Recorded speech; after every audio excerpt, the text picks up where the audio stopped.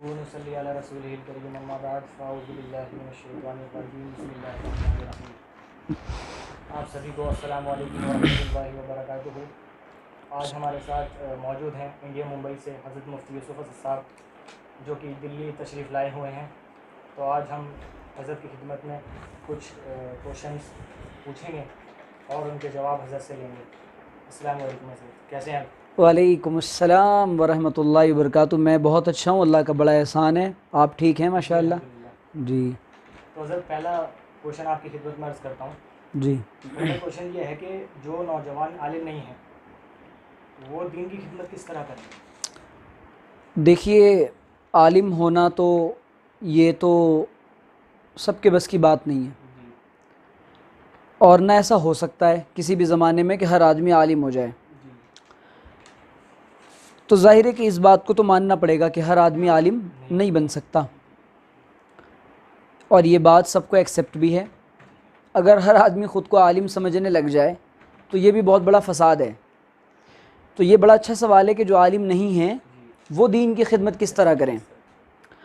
لیکن دین کی خدمت کا جہاں تک تعلق ہے، یہ اللہ تعالیٰ کی طرف سے توفیق ملتی ہے، اور توفیق کہتے ہیں کہ جب کوئی سبب بن جائے، کرائٹیریا بن جائے، راستے بن جائیں، تو اسی کو توفیق کہتے ہیں۔ کہ مثال کے طور پہ مجھے نماز پڑھنی ہے، وضو کے لیے پانی میسر ہے، مسجد مل گئی، اب کوئی کہے بھئی کیا کریں، ہمیں تو توفیق ہی نہیں ملتی۔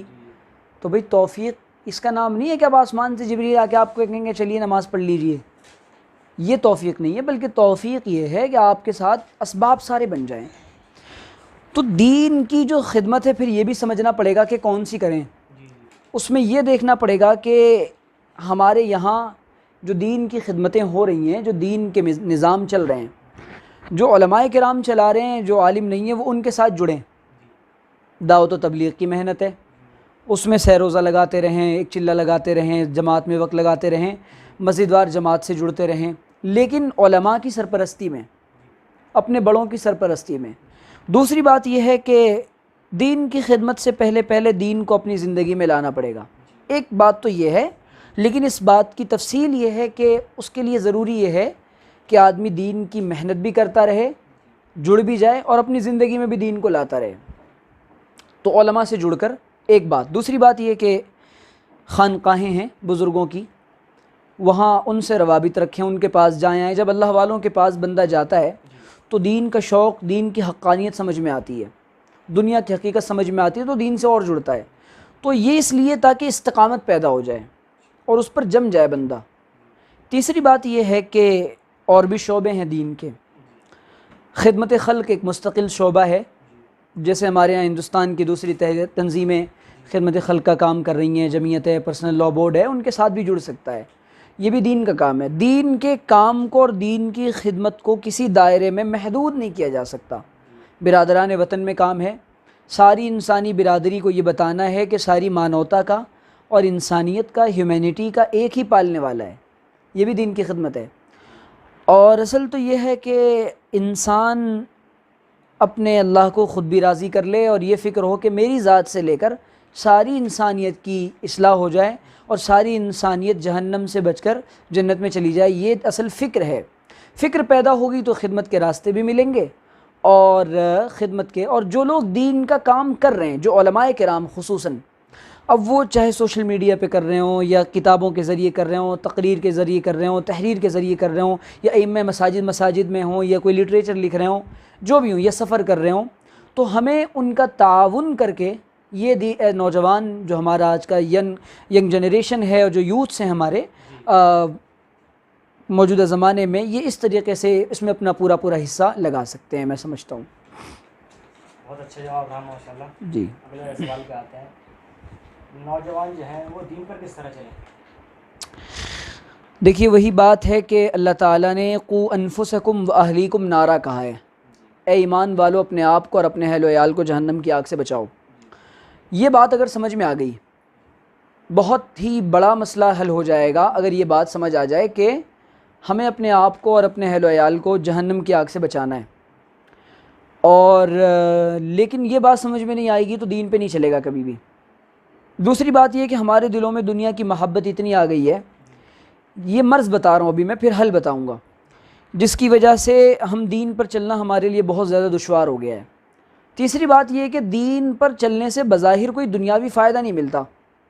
بھئی آپ ظاہر سی بات ہے 8 گھنٹے کہیں ڈیوٹی کریں گے، 8-10 ہزار روپے تو ملیں گے آپ کو، دال روٹی تو چلے گی گھر کی، لیکن اگر آپ نمازیں پڑھیں، میں جا کے کہوں بھائی عبداللہ بھائی، ریاض بھائی، کلیم بھائی، سلیم بھائی نمازیں پڑھیں آپ، اور تو کیا ملے گا نماز پڑھ کے؟ اللہ راضی ہوگا، جا بھائی اللہ جب راضی ہوگا تب راضی ہوگا، تیرا اللہ ہمارا اللہ نہیں۔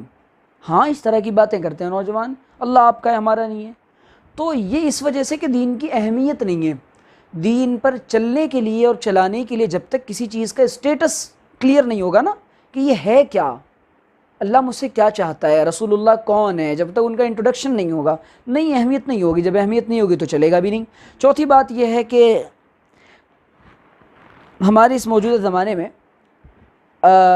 دین کی اہمیت کو بہت کم کر دیا گیا، دنیا کو حاوی کیا گیا۔ یہ مٹیریلزم کا دور ہے، مادیت کا زمانہ ہے، جہاں نفع دکھتا ہے انسان وہیں جاتا ہے، اور جہاں نقصان ہوتا ہے وہاں جاتا ہی نہیں، اور جب تک اس کو فوراً سامنے نظر نہیں آئے گا۔ تو اس لیے یہ جو دین ہے اس کا سب سے بڑا فائدہ یہ ہے، نوجوانوں کو، علماء کو چاہیے کہ یہ بتائیں کہ بھئی دین کا سب سے بڑا فائدہ یہ ہے کہ جب آپ دین سے جڑیں گے تو اس کا فائدہ یہ ہوگا کہ آپ کی زندگی میں سکون آئے گا، ٹینشن دور ہوگا، کام حل ہوں گے، مسئلے حل ہوں گے آپ کے، اور آپ تھوڑے دن کر کے دیکھیں ورنہ پیسے واپس۔ بھائی سیدھی بات ہے کہ ہر چیز آج دنیا میں، کتاب، بہت ساری چیزیں ایسے بک فیئر لگتے ہیں، یہ میلے لگتے ہیں، بازار لگتے ہیں کہ اگر مال سمجھ میں نہ آئے تو پیسے واپس۔ تو یہ اگر آپ لگ کر دیکھ لیں، اللہ تعالیٰ کا نظام ہے کہ ان تنصروا اللہ ینصرکم، تم اللہ کے دین کی مدد کرو گے تمہاری مدد کرے گا، یہ ایسا نہیں ہو۔ لیکن ہم لوگ الٹی گنگا بہانا چاہتے ہیں، پہلے تو کر پھر میں کروں گا، گویا اللہ ہمارا نعوذ باللہ نہ کرے، نعوذ باللہ۔ ہم یہ جو کر رہے ہیں نا یہ غلط ہے، جس کی وجہ سے دین کی اہمیت کم ہو رہی ہے۔ تیسری بات یہ ہے کہ دین کے جو خاص شعبے ہیں، جو نمازیں ہیں اور جو کام نہیں کرنا ہے، ان کی اہمیت کو علماء کو چاہیے کہ جوانوں کے سامنے خوب بیان کریں، اور جوانوں کو چاہیے کہ ایسی مجلسیں اٹینڈ کریں۔ فکر تو اپنے آپ سے پیدا کرنی پڑے گی، انجام اس کے ہاتھ ہے، آغاز کر کے دیکھ، بھیگے ہوئے پروں سے پرواز کر کے دیکھ۔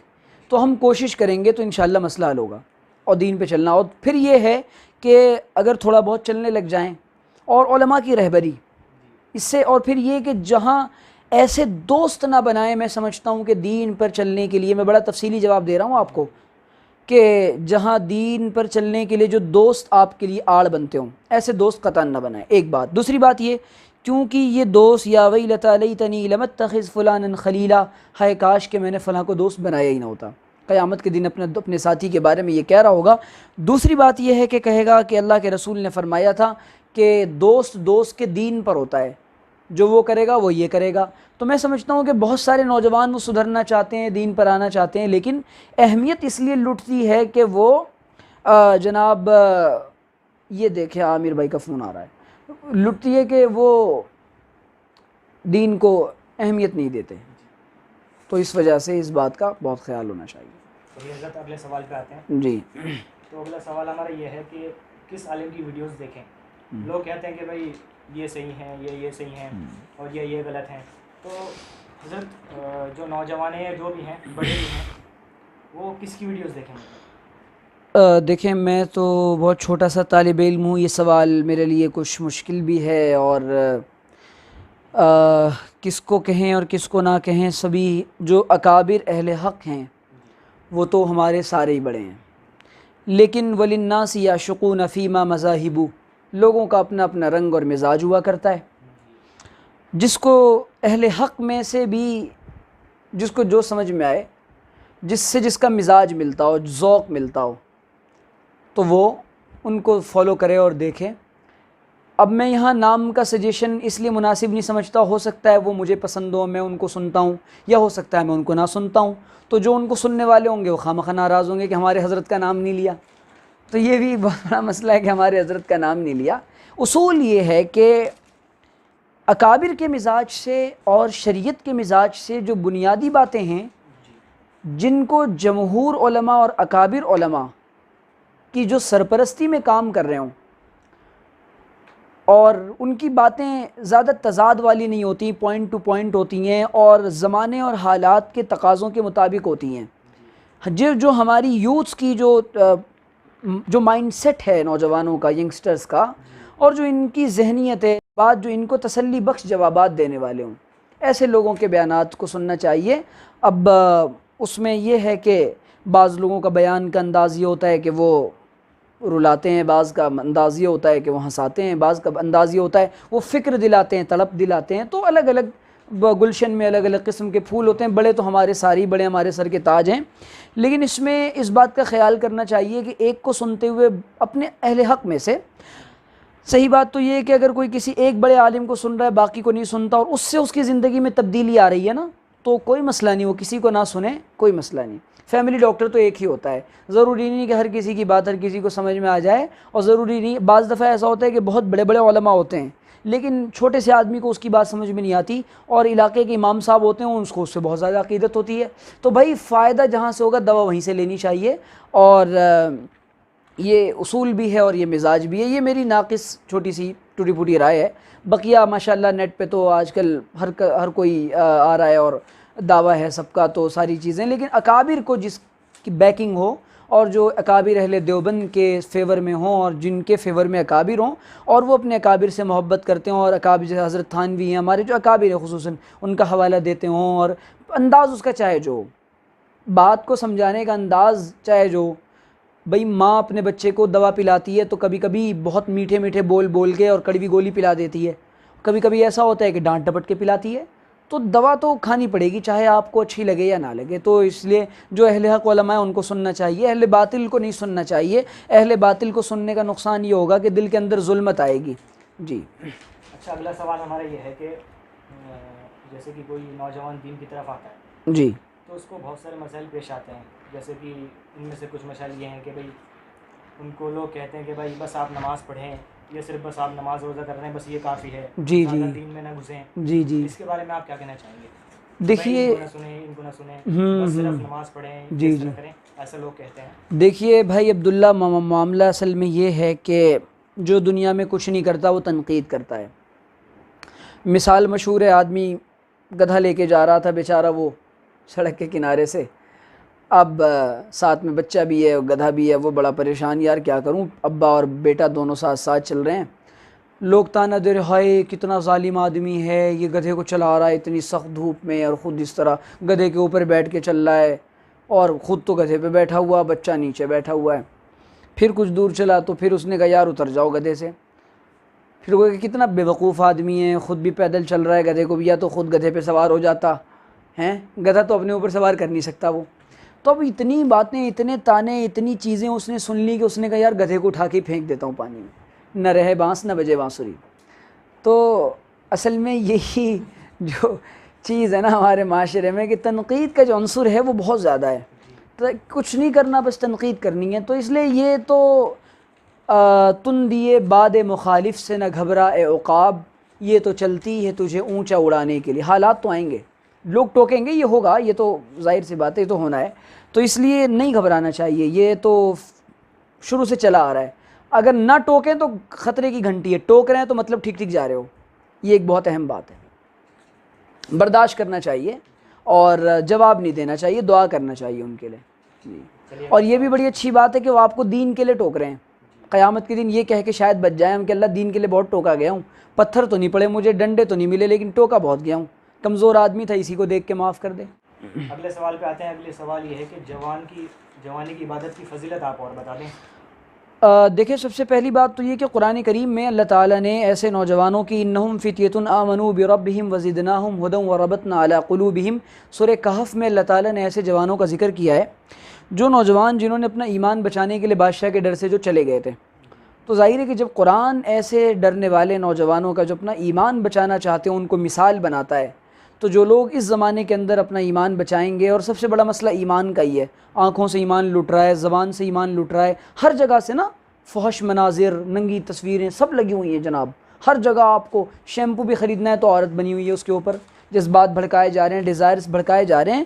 تو اس زمانے میں دین پر کیا سوال ہے آپ کا؟ جوانی کی عبادت، تو یہ ایک نوجوان ہی ہوتا ہے۔